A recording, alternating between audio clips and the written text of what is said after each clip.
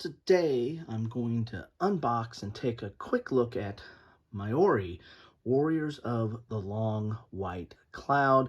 This is dealing with clan warfare in New Zealand, and I gotta believe there's not a ton of games on this topic. And you know me, I am a sucker for different perspectives and different points of view and games that are rarely, if ever, covered. So this is why I jumped on this. It didn't hurt that this was part of Compass Games holiday sale, the part of their stocking stuffers. So this is going into Kilroy's bargains as well, because I did get a bargain on this. Let's take a look at the back of the box, and don't mind the ruffle here. I already pre-cut it so I can get into it quick for you all. You can see here you get an example of the cards and the board. It is a mounted board. Very excited about that. There's an example of some of the counters. As I said, I'm really interested in seeing what this system is about, because I know little to none about this topic. So that is kind of exciting that there's actually a game on it.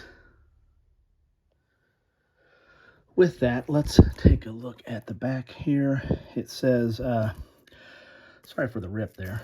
Let's get it started for y'all. Māori Warriors of the Long White Cloud is a card-driven war game that puts you in charge of the complex society as you try to impose your will on your neighbors using essentially Stone Age technology. Players begin the game on the North Island of, I'm not going to butcher that, Aotearoa, in charge of only a single iwi or tribe. Other players are scattered across the map, with the many intervening iwi still neutral in its power struggle. Also on the map, there to give you production boost are populations of seals and moea, the giant flightless birds that once roamed the islands.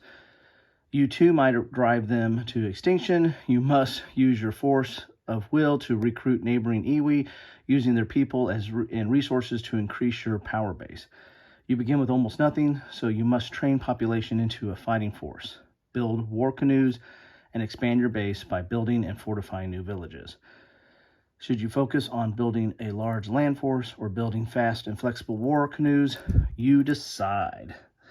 Complexity is low to medium, time scale is variable. It's area movement, and unit scale is individual leaders, 30 to 40 warriors per unit. Individual large war canoes. Number of players 1 to 4. Best with 4.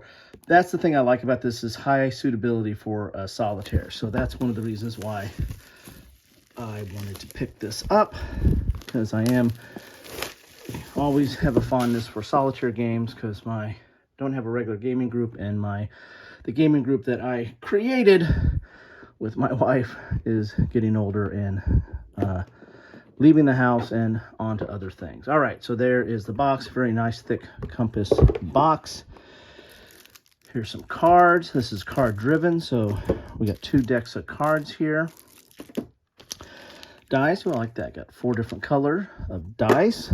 We have the holiday catalog, the 2022 holiday catalog. Well, I've already covered the 2024 one. Here is the playbook. Ooh, we got a playbook, and then we've got rules. Let's look at the rules first. They map out or chart out at 11 pages. Oh, only 11 pages, but you've got a little bit of a source material on the back. So here are the rules: dual column, full color. Got action cards, land movement, sea movement, combat, with some examples in there. Game length, leaders, some additional rules, and victory conditions. Yeah, we're not talking very much here. Here's solitaire rules. Also, it's got a whole set solitaire rules, then appendix in those notes that we saw. So, yeah, this is not going to be that hard to get into. This looks relatively easy and accessible. Here's the playbook. Ooh, I like the art on that. And this is an example of play.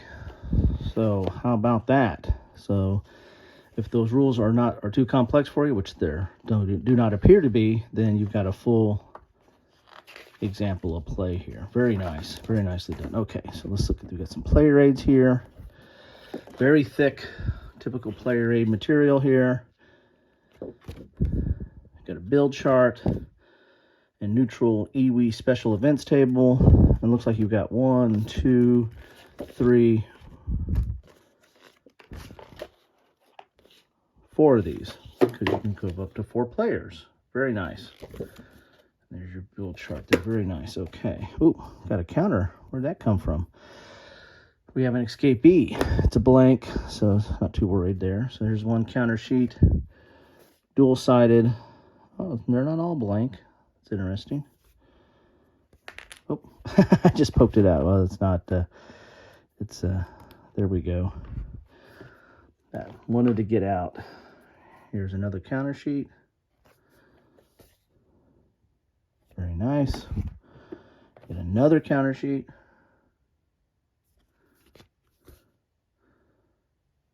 Very nice. Oh, there's a missing counter, but it looks like it should be a blue. Oh, it's kind of weird. Maybe that's the white, because there was a, just picking this up, I popped that out. These really come out easy. So that one's something that's not, maybe this one goes here, maybe, I don't know. Looks kind of odd for it to be that way. Don't know what's going on there. And the last counter sheet, and then of course the mounted board, and then we'll take a look at the cards. This is very nice board mounted, very nice looking. I'm gonna have to make some room here, and it's gonna be a yeah, it's a pair of pants board. As you can see, there's the legs, and this is long, so this is going upright here, not across. So let's see, I'm gonna have to go up periscope a little bit so you can see what we're looking at here. Whoa. There we go. Very long board, very nicely laid out. You have the island, you have some, you can clearly see the spaces or the areas. We get the iwi boundary, area boundary, forest boundary, mountain boundary, and volcano. You got these holding boxes. I imagine that's where the units go, or leaders or capitals, I'm not sure. So got to figure out how to play this game. So very nice. Let's go here so you get a little bit better view of what's going on there. Very nice. Let's look at the cards now. What if these are easy to get access to, or if I'm going to need to use here we go. Good. You got a little flap on them. Love the flap. Ooh. And cards are they're not super thick, but they're fine. Sometimes I think GMT cards are a little stiff and thick. These are not, but they still looks like they'll wear well. So you've got a number on there. Again, this is card driven, or at least it said it was card driven, so that number is probably going to be action or activities or activations or something. But then you also have some events on here as well, it looks like, and stuff tied to the history, which I really like. That's something I do like about card-driven games. Even though they might not play out exactly like as the history played out, they still give you a feel and a taste for the history. So here we go.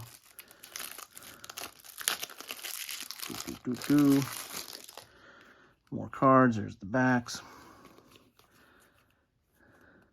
You have some with the red circle and some with the blue circle, and the red circle has a black, and the blue circle has red in the middle. So I wonder if that plays out. Play this card now. So these are some immediate effects or events. There's an example of the cards. That's a cool looking card. Okay.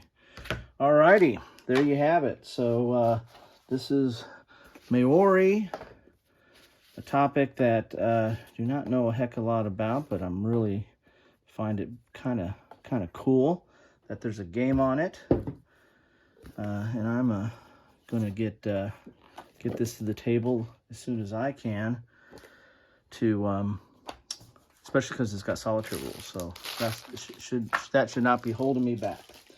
Alrighty, thanks all for stopping by. What did you get on your holiday haul from Compass? Love to hear from you. This is just one of many.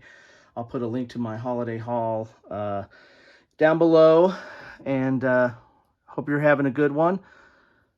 Thanks for stopping by.